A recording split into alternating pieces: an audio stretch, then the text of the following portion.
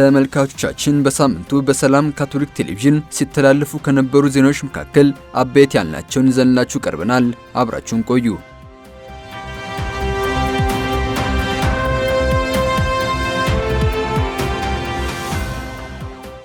የባህር ዳር ደሴ ሀገረ ስብከት ሐዋርያዊና ማህበራዊ ስራዎች አጋር በሆኑ ድርጅቶች ተጎበኙ።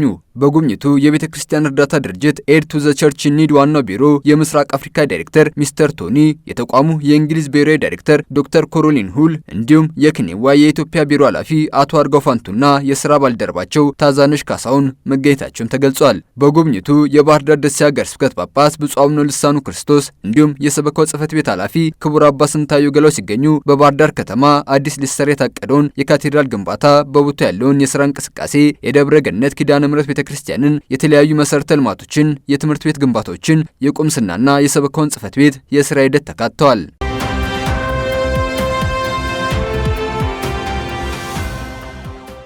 በእምድብር ሀገረ ስብከት በአሸጌና በመስቃን ወረዳ በወጣቶች ተጠቃሚነት የሚሰራው አደይ ፕሮጀክት ከ460 በላይ ወጣቶች ስልጠና ሰጠ። ፕሮጀክቱ ከስራ ዕድል ፈጠራና ኢንተርፕራይዝ ጽሕፈት ቤት ጋር በመተባበር በህይወት ክህሎት ወጣት ሴቶችና ወንዶች እንዲሁም ተጋላጭ ወገኖች በመንከባከብና በእርባታና በማሞከት ላይ ለሚሰማሩት ሙያዊና ሂሳብ አያያዝ ላይ መሰረታዊ ስልጠና ተሰጥቷል። አደይ ፕሮጀክት ግብርና ላይ ትኩረት በማድረግ 80% ሴቶች እድሜያቸው ከ15 እስከ 35 ወጣቶችና አካል ጉዳተኛና ልዩ ትኩረት የሚያስፈልጋቸው ላይ ቅድሚያ መስጠት የሚሰራ ፕሮጀክት ነው።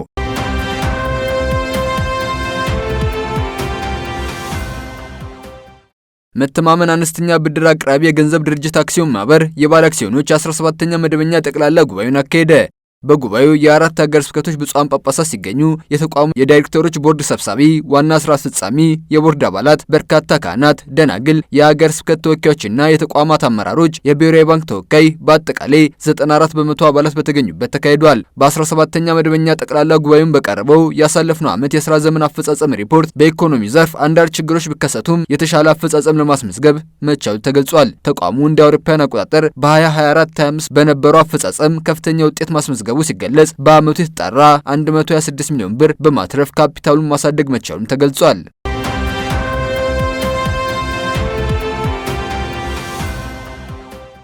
በእምድብር ሀገረ ስብከት በወይሬ አባ ፍራንሷ መታሰቢያ ቅዱስ ማርቆስ ክሊኒክ የአካል ጉዳተኞች የፊዚዮቴራፒ ማዕከል በመመረቅ ለአገልግሎት ክፍት ሆነ።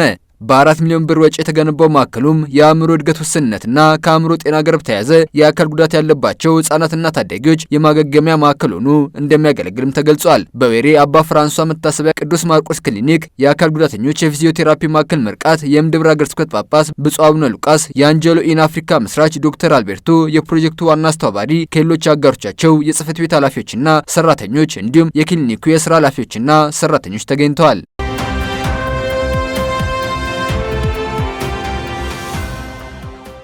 ርዕሰ ሊቃነ ጳጳሳት ሌዮ 14ኛ ሁለተኛው የዓለም የህፃናት ቀን እንደ አውሮፓውያን አቆጣጠር በ2026 ከመስከረም 25 እስከ 27 በሮም እንደሚከበር ይፋ አደረጉ።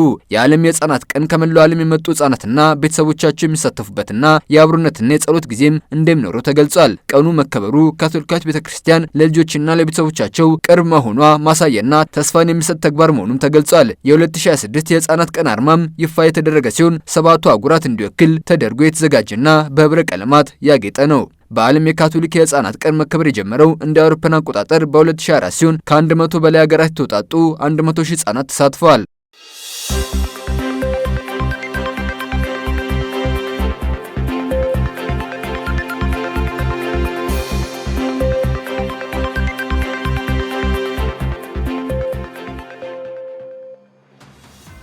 ተመልካቾቻችን በሳምንቱ በሰላም ካቶሊክ ቴሌቪዥን ሲተላለፉ ከነበሩ ዜናዎች መካከል አበይት ያልናቸው ይህን መስሉ ነበር።